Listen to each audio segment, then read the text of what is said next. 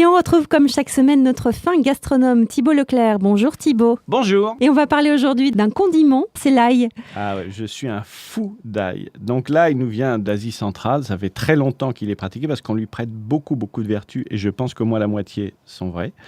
Vous savez que les Égyptiens le mettaient dans la nourriture des esclaves pour leur donner un peu plus de ténacité. Les Romains, eux, ils en prenaient au petit déjeuner carrément pour avoir la forme pendant toute la journée.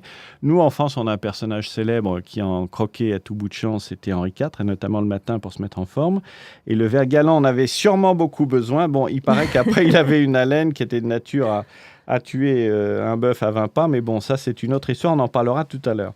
Alors là, il y a des tas de variétés, il y en a 700, donc retenez qu'il y a l'ail d'automne, c'est celui qu'on récolte en juin-juillet, c'est l'ail nouveau. Et puis vous avez l'ail d'hiver, alors lui, on le sèche avant de le stocker, c'est celui qu'on va commercialiser d'août à avril. Il y a différentes couleurs, notamment l'ail violet qui est très bon, il y a l'ail rose de Lautrec qui a son propre label. Alors, c'est excellent pour la santé, ça vous fait baisser votre taux de cholestérol jusqu'à 20%, ça diminue la pression sanguine, ça a des vertus diurétiques, c'est formidable. Comment vous le choisissez ? Vous prenez des gousses qui sont bien fermes dans la main parce que sinon ça veut dire qu'ils commencent à germer. D'ailleurs, je vous signale que pour atténuer sensiblement la puissance de l'ail, vous n'avez qu'à retirer le germe. Vous le coupez en deux, vous enlevez le germe et déjà... C'est mieux pour la digestion aussi. C'est nettement mieux pour la digestion et puis pour la laine.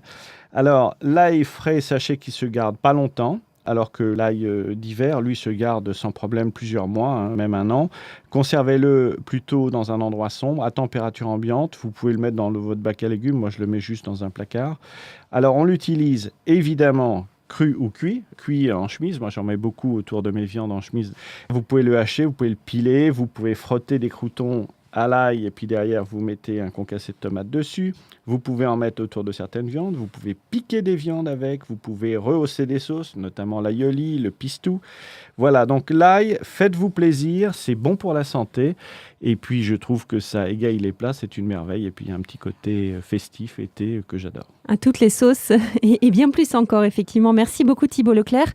On retrouve toutes ces astuces autour de l'ail sur le site terroirdechef.com pour réécouter cette chronique. Merci beaucoup Thibaut et à très bientôt. À la semaine prochaine.